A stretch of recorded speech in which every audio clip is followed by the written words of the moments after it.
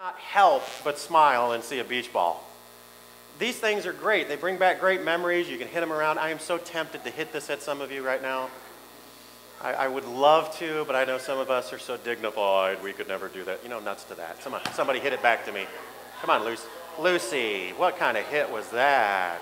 Other than the fact you have a cane, I would not let you get out of that. So thank you very much. Here we go. Let's try this side. Miguel, come on, give me some. There you go, Miguel. All right.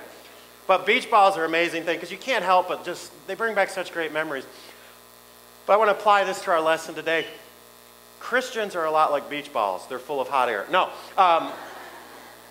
One of the things about beach balls, if you've ever been in a pool, almost everybody, especially if they're big enough, you push them underwater.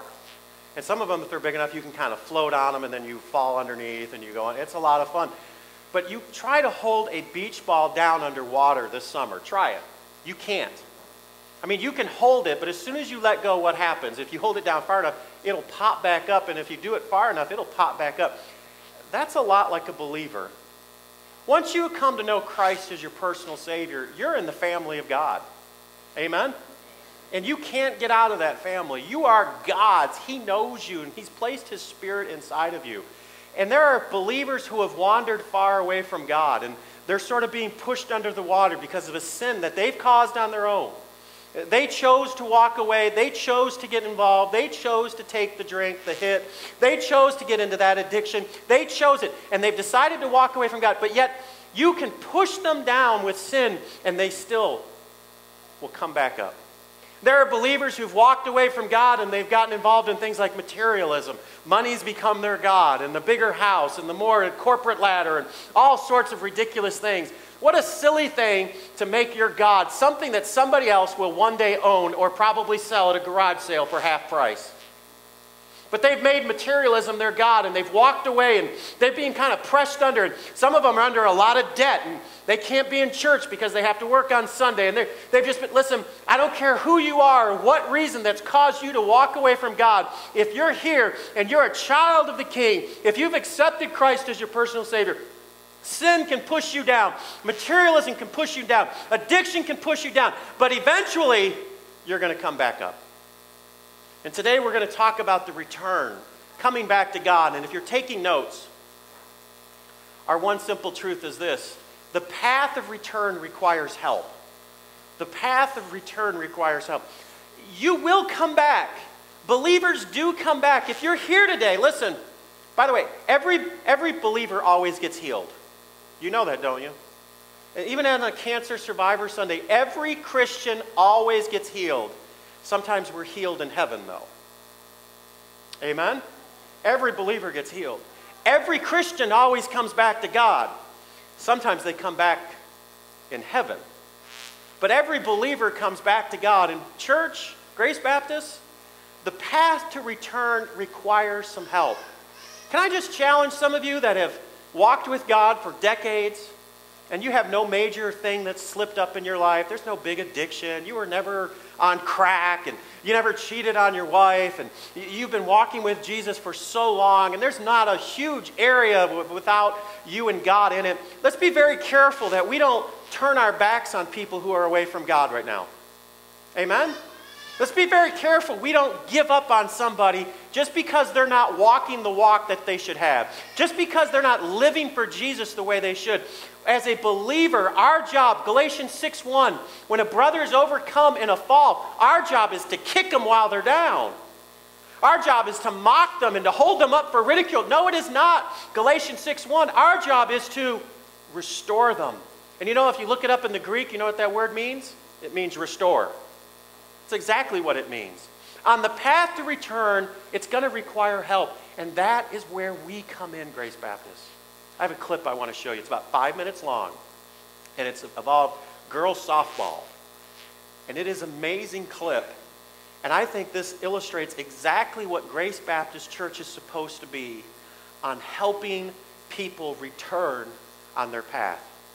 In a small town in the middle of Washington State, on a field inside a chain-linked fence, in a game fewer than 100 people saw. A home run memorable not for the distance it traveled, or the game it decided, but for the meaning it carried. The last Saturday in April, the second game of a softball doubleheader between Central Washington and Western Oregon. Well, we were both neck and neck fighting for the conference championship. As a senior, this was Sarah Tucholsky's last chance to win a championship. She'd never hit a home run before, not in college, not in her life. At 5'2", I'm not very tall. I'm more a line drive hitter. I don't hit for power. But in the top of the second inning, with 2 runners on the second pitch, that changed.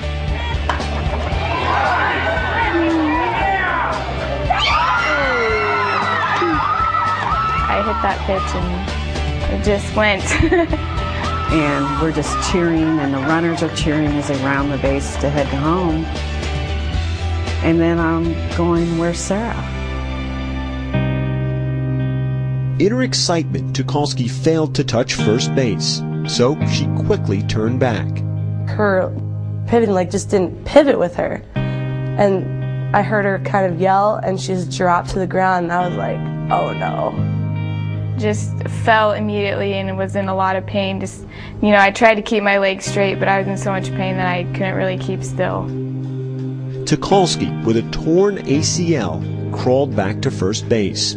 She was a long way from reaching home plate and keeping her first and only home run. When she got back to first base, she laid there and she hugged on to first base, and then at that time, I was staring at the base and I go, what on earth are we going to do? And I turned the umpire standing right next to me. I said, what is the ruling if I put somebody in for Sarah? He said, it'll be a 2-run single. If anybody would have, on her team, would have helped Sarah, she would have been called out. That was the problem. None of Tucholsky's teammates were allowed to touch her. That's when Central Washington's Mallory Holtman, a player with more home runs than any other in conference history, a player for the opposing team, spoke up. I went to the home plate umpire and asked if we could pick her up and carry her, and he looked at me a little strange.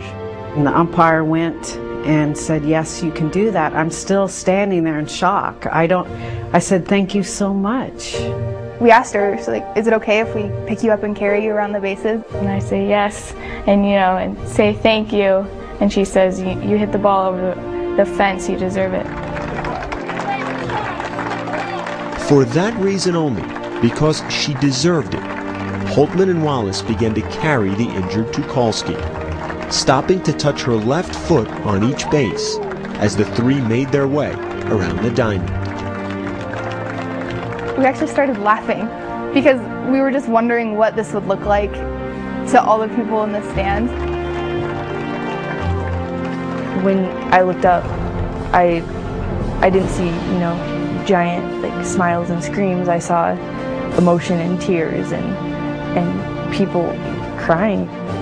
It's a great moment when someone has character to step up and do the right thing at the right time. It's emotional. You're proud to be associated with those kids. That's the first home run of the season for number 8, Sarah Tucholsky. The fact is, I made my goal. I hit a home run, and yeah, it's my last at bat of my career, but I, made my goal, so I'm proud of myself.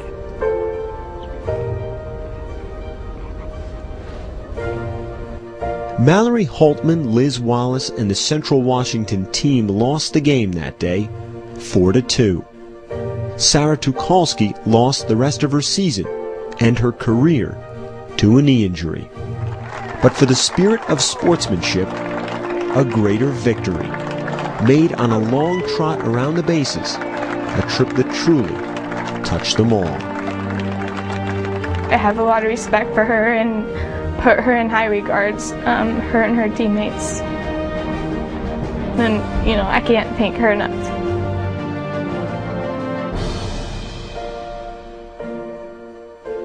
Tom Rinaldi reporting.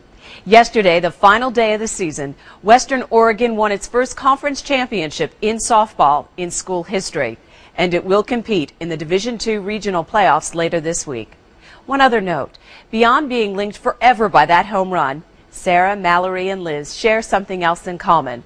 All three players, academic first team in the Great Northwest Athletic Conference. Great video clip that demonstrates what Grace Baptist Church is about.